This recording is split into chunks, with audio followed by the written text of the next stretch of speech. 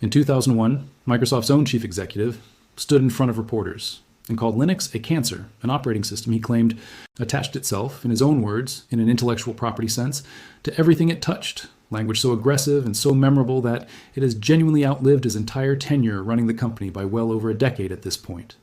That executive was Steve Ballmer, and for over 2 decades, that single quote defined how the entire tech industry understood Microsoft's relationship. Right now, in 2026, that same quote is being quoted back at Microsoft constantly, except this time it's being used as a punchline, because the operating system Ballmer once treated as an existential threat to be crushed at all costs has quietly become the escape hatch millions of Microsoft's own oldest, most loyal customers are actively being told to consider. And the truly remarkable part of this entire story is that Microsoft did this to itself. Let's establish the actual scale of what we're talking about here, because this isn't some fringe hypothetical scenario confined to enthusiast forums and hobbyist blog posts, the kind of story that quietly fades away within a news cycle or two. France has officially begun migrating 2.5 million government computers away from Windows entirely, onto Linux instead. Every single French government ministry has been formally required to have its own migration plan finalized by the fall of 2026, covering not just the core operating system itself, but complementary software too, antivirus tools, collaborative office suites, everything. This isn't France's first step into this territory either. The French gendarmerie, the country's national police force, has already been quietly running its own customized Ubuntu-based distribution, informally nicknamed Ubuntu, across more than 100,000 computers since 2008. Nearly 2 decades of real-world, proven, large-scale deployment experience that France's broader government is now actively drawing on as it expands this exact same approach nationwide. France is far from alone in this. A detailed industry investigation published earlier this year cataloged well over 100 separate documented examples of national governments and major corporations actively, deliberately exiting the Microsoft ecosystem. And the specific reasons behind these departures reveal something genuinely important about what's actually driving this broader shift. It's no longer purely about cost, the traditional explanation that's been trotted out for literal decades to explain occasional, isolated Linux adoption stories. The investigation identifies 3 distinct, more urgent driving forces instead. National security concerns, specifically around escaping surveillance obligations tied to laws like America's Cloud Act, which can compel American technology companies to hand over data stored anywhere in the world, regardless of which country that data physically happens to sit in. Operational stability concerns, driven directly by memories of catastrophic, cascading outages like the infamous CrowdStrike incident back in July 2024 when a single flawed software update crashed roughly 8.5 million Windows machines simultaneously, grounding flights, disrupting hospitals, and freezing banking systems across the entire globe in one single afternoon. And privacy concerns, specifically tied to increasingly aggressive AI, integrated surveillance-style features baked directly into modern Windows itself. That last point deserves genuine, careful unpacking, because it connects directly to what might honestly be the single biggest, most self-inflicted wound Microsoft has dealt itself over the past year. Let's talk about Copilot, and specifically, let's talk about how badly Microsoft has managed to mishandle its own rollout of that exact feature. Throughout 2026, Microsoft has repeatedly forced Copilot integration directly into core, previously simple Windows utilities, tools like Notepad and Snipping Tool, applications people have used for literal decades, specifically because they were simple, fast, and reliable. The backlash from ordinary users was genuinely fierce and immediate. Microsoft, to its credit, initially paused the rollout, publicly promising restraint going forward.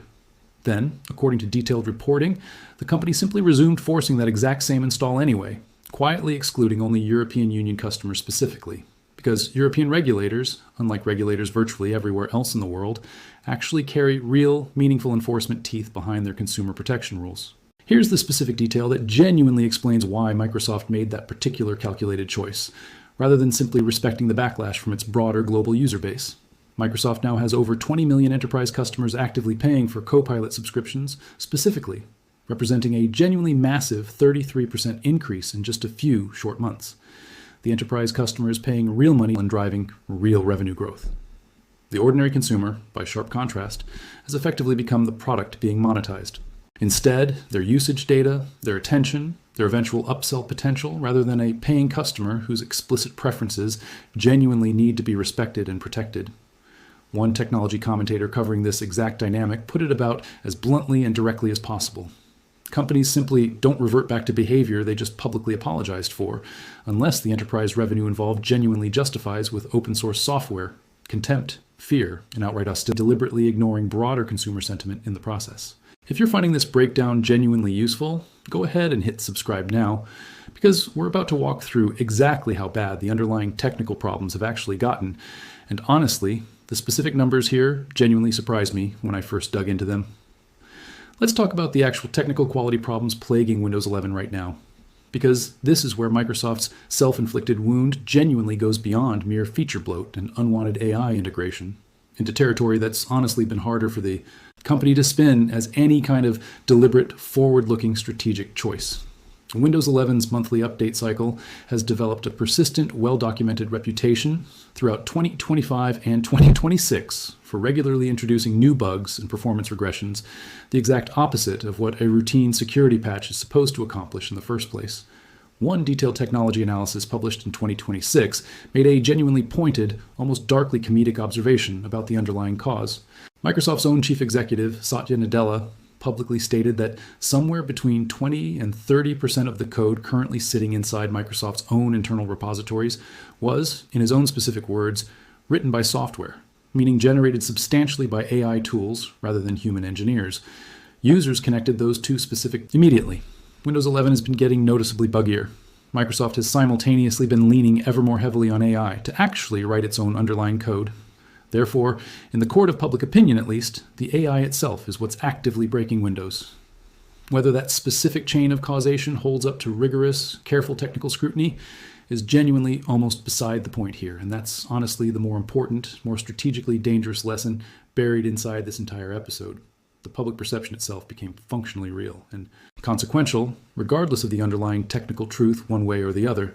And then, in a moment of what one commentator accurately, memorably described as a kind of poetic corporate justice, a security researcher actually discovered a genuine, confirmed vulnerability that had been directly introduced specifically because Microsoft had crammed Copilot functionality into Notepad of all places, a previously simple, famously minimal text editor that genuinely never needed any AI functionality whatsoever to fulfill its core basic purpose. In March 2026, Pavan Davuluri, Microsoft's own president of Windows and Devices, published what effectively amounted to a genuine public mea culpa, promising the company would become considerably more intentional going forward about exactly where and how Copilot actually gets integrated throughout the broader Windows experience, corporate language that translates fairly directly and unambiguously into "we clearly went too far, too fast," without properly thinking it through. Let's talk about hardware costs now, because this piece of the story connects directly, tangibly to real dollars and cents coming straight out of ordinary people's own pockets, rather than remaining purely abstract or theoretical. Throughout 2026, the underlying cost of RAM and NAND flash memory components has climbed dramatically, driven substantially by the artificial intelligence industry's own genuinely insatiable, ever-growing appetite for raw computing hardware. Memory chips increasingly being diverted toward massive AI data centers, rather than consumer-grade personal dots almost instantly in computers. That broader supply and demand imbalance has made building or upgrading to a genuinely capable, comfortable Windows 11 machine measurably, noticeably more expensive throughout 2026 than it would have been just a year or two earlier, layering directly on top of the existing TPM and secure boot hardware requirement barriers we've already discussed on this channel before.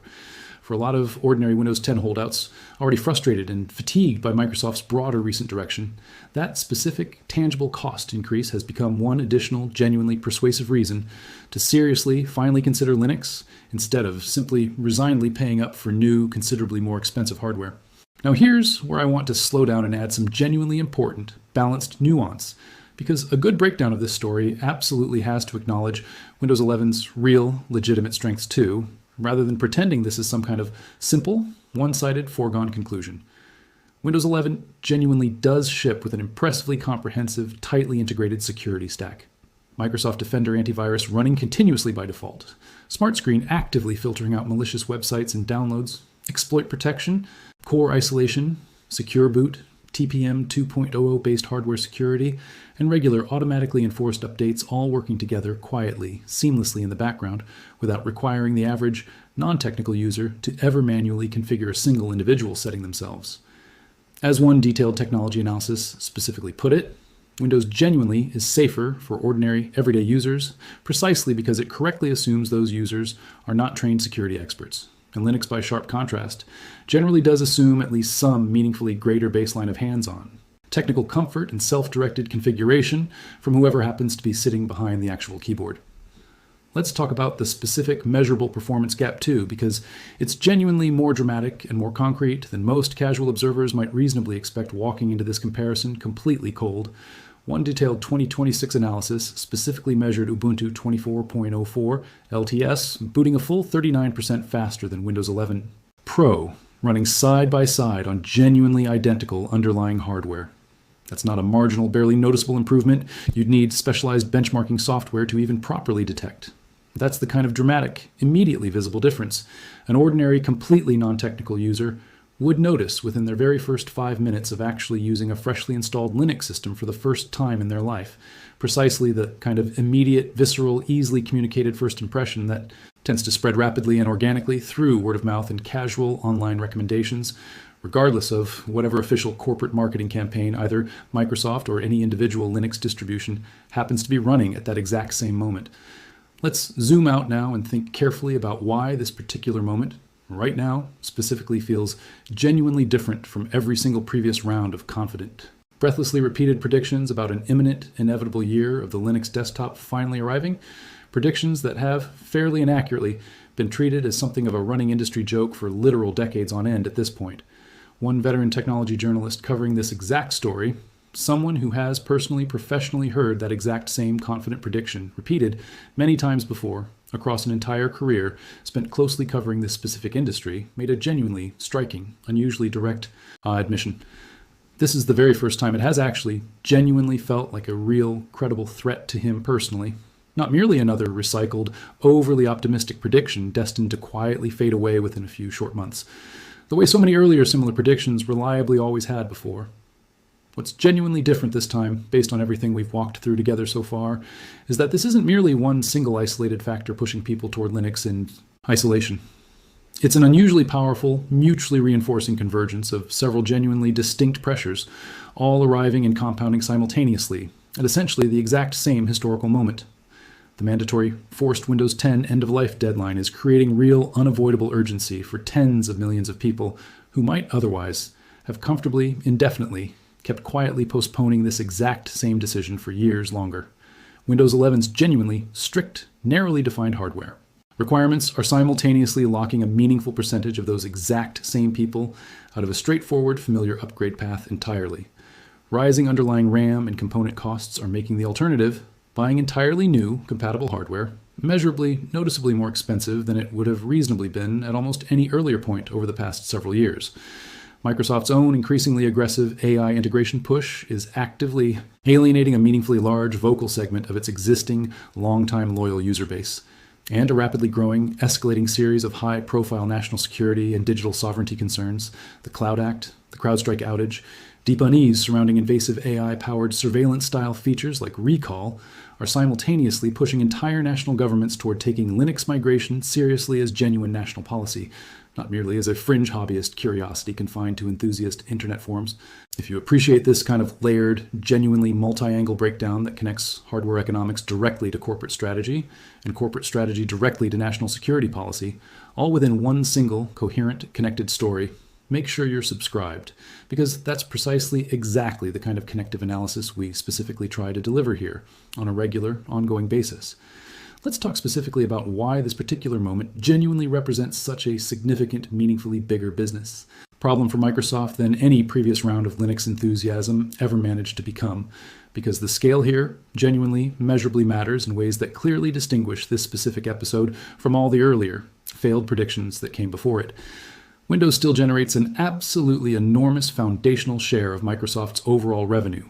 not merely through direct operating system licensing fees alone, but critically, through the entire surrounding ecosystem that Windows itself directly enables and actively sustains. Microsoft 365 subscriptions, Azure cloud services deeply, tightly integrated with the broader Windows experience, and now, increasingly, Copilot subscription revenue layered directly on top of all of that existing foundation. Every single government ministry, every large corporation, every individual consumer household that successfully, permanently, migrates away from Windows represents not merely one single isolated lost operating system license fee. It represents a meaningfully weakened, structurally reduced foothold for Microsoft's entire broader, deeply interconnected software ecosystem. An ecosystem specifically, deliberately engineered over literal decades to keep customers locked in tightly across multiple simultaneous, mutually reinforcing product lines all at once.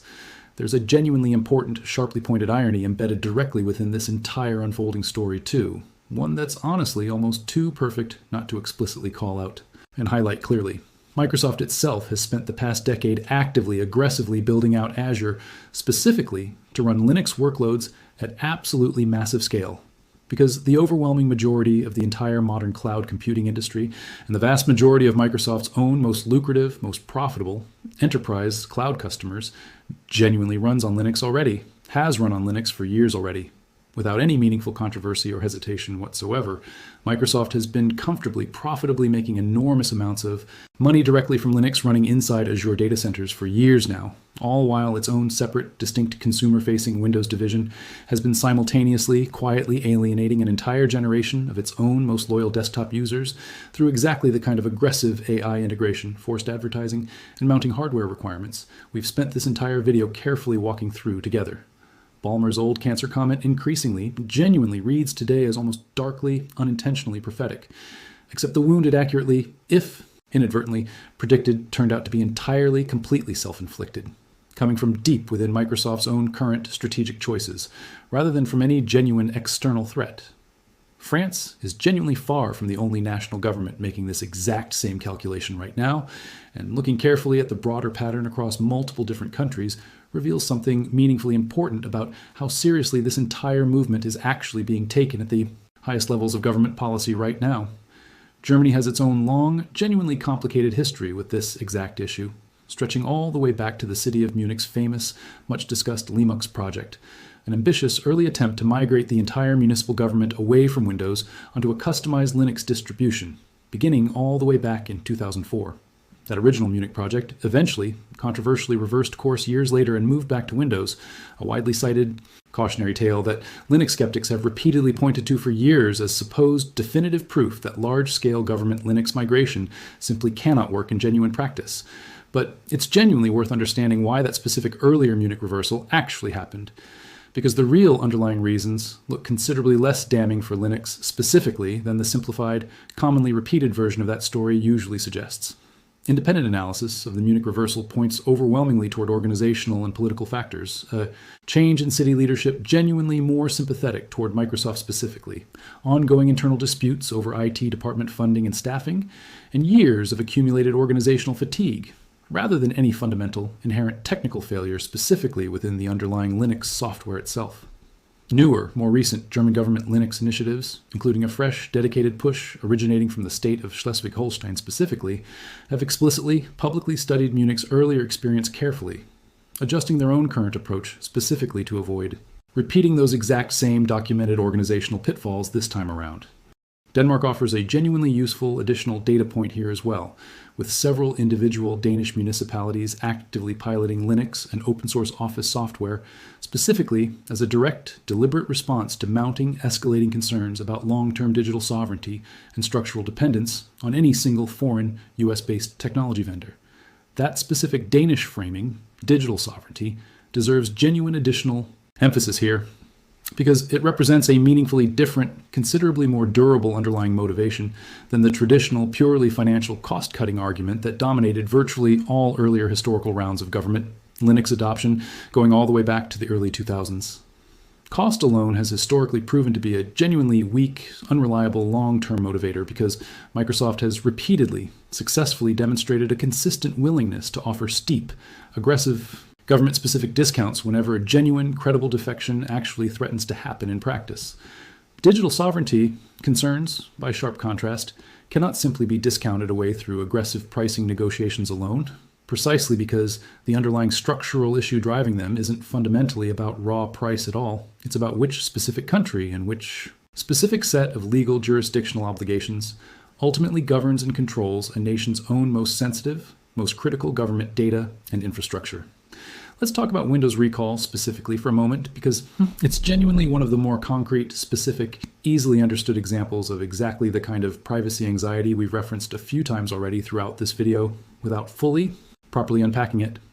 Recall is a Microsoft feature that continuously, automatically captures detailed screenshots of a user's own desktop activity at frequent, regular intervals, explicitly designed and marketed to let users later search back through their own personal computing history using natural conversational language queries. Even setting aside Microsoft's own repeated, genuine attempts to meaningfully improve the underlying security architecture surrounding that specific feature following its initially disastrous, widely criticized launch, the fundamental core concept alone, an operating system continuously, automatically photographing everything a user does on their own personal computer by default, struck a very deep, very raw nerve among a huge, broad swath of Microsoft's own existing user base. For governments specifically handling genuinely classified or otherwise highly sensitive information as a routine, everyday part of their core daily operations, a feature engineered around continuous default activity logging represents a fundamentally, structurally unacceptable underlying security risk, entirely independent of whatever specific technical safeguards Microsoft eventually belatedly chooses to layer on top of that same core underlying concept after the fact. Let's also spend a moment discussing the rumored, not yet officially announced Windows 12 specifically, because the sheer, immediate intensity of public backlash surrounding a product that literally has not even formally launched yet genuinely tells you something meaningfully important about exactly where broad public sentiment currently genuinely sits.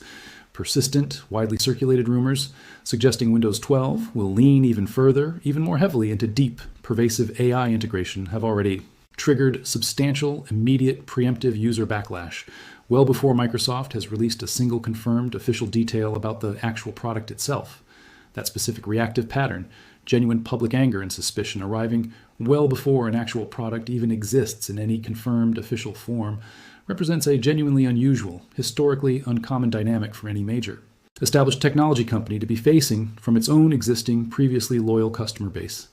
It suggests the underlying trust genuinely has been meaningfully damaged at a much deeper, more structural level than any single specific feature complaint or isolated controversy alone could ever fully, adequately explain on its own. Let's dig a bit deeper into exactly why enterprise IT migration specifically remains so much more genuinely complicated than a single individual consumer simply installing a new operating system on one personal laptop at home. Because understanding that specific complexity honestly helps explain why this broader shift, even at its current genuinely accelerating pace, will likely continue unfolding gradually, methodically, over a period of years, rather than arriving as any kind of single, sudden, dramatic, overnight transformation. Identity and access management systems need to be carefully, methodically rebuilt or meaningfully adapted. Endpoint device management platforms, the underlying tools IT departments rely on to remotely monitor, configure, and secure thousands of individual employee devices simultaneously across an entire organization, need genuinely robust, reliable Linux equivalents in place before any large-scale migration can realistically, safely proceed. Specialized line of business software, custom, built internal applications that many large organizations have relied upon, sometimes for literal decades, frequently need extensive compatibility testing, and in some documented cases, complete ground-up rewriting entirely before they can function reliably and safely on an entirely different, unfamiliar underlying operating system. None of these specific challenges are remotely insurmountable in principle. France's own successful, ongoing migration effort genuinely proves that point conclusively and definitively. But they collectively, cumulatively require sustained, patient institutional commitment stretched out across multiple years. Not merely a single, hastily announced press release and one confident, celebratory launch event. Now, let's be genuinely honest and balanced about the real practical limits here too, because Linux fully, completely replacing Windows across the entire global desktop computing landscape overnight remains genuinely, realistically unlikely, regardless of how favorable and compelling all of these specific converging factors we've walked through together might currently genuinely look. But here's the genuinely critical, important distinction that makes this specific moment meaningfully different, meaningfully more dangerous for Microsoft's underlying business model than virtually anything that came before it. France didn't attempt this kind of large-scale, nationwide migration overnight as some kind of sudden, impulsive, poorly considered decision. It built directly on top of nearly 2 decades of real-world, carefully proven Ubuntu deployment experience through its own police force specifically, A genuinely long, patient, methodical foundation that dramatically reduces the underlying real-world migration risk for every single subsequent government agency and department that follows along that exact same increasingly well-worn, well-documented path. Once one genuinely major national government successfully, visibly proves that large-scale Linux migration can actually genuinely work reliably at true national infrastructure scale, that specific successful precedent becomes considerably easier and far less risky for other similarly sized governments and major corporations to seriously, credibly follow and replicate for themselves. Let's take a moment to trace exactly how Microsoft's own internal relationship with Linux evolved over the past 2 decades, because that specific internal transformation genuinely helps explain why the current consumer-facing backlash feels so particularly sharp and ironic to longtime industry observers watching all of this unfold. Following Ballmer's infamous cancer remarks, back in 2001, Microsoft spent years actively treating Linux as a genuine existential threat to its core Windows business, funding legal challenges, sponsoring hostile research studies, and generally treating the entire open source movement as something to be fought and contained rather than embraced. Then, gradually, starting around the middle of the 2010s, under new leadership, Microsoft's actual business strategy shifted dramatically. The company began actively porting its own flagship enterprise software, including SQL Server, over to run natively on Linux. It became one of the single largest corporate contributors to the Linux kernel itself, contributing code changes and improvements right alongside companies like Red Hat and Google. It acquired GitHub, the world's dominant platform for open source software collaboration. And critically, it built Azure, its massive cloud computing platform, specifically to run Linux workloads at a scale that eventually came to represent the majority of all virtual machines actually running inside Microsoft's own data centers. Ballmer himself later openly acknowledged, with a notable degree of candor, that going to war with open source software had genuinely helped generate enormous amounts of revenue for Microsoft during that earlier era, even as he simultaneously conceded that his own underlying strategic read of the situation had ultimately proven wrong over the following decades. That history matters enormously for understanding today's specific situation, because it means Microsoft is not a company that fundamentally, philosophically fears or misunderstands Linux at any deep structural level.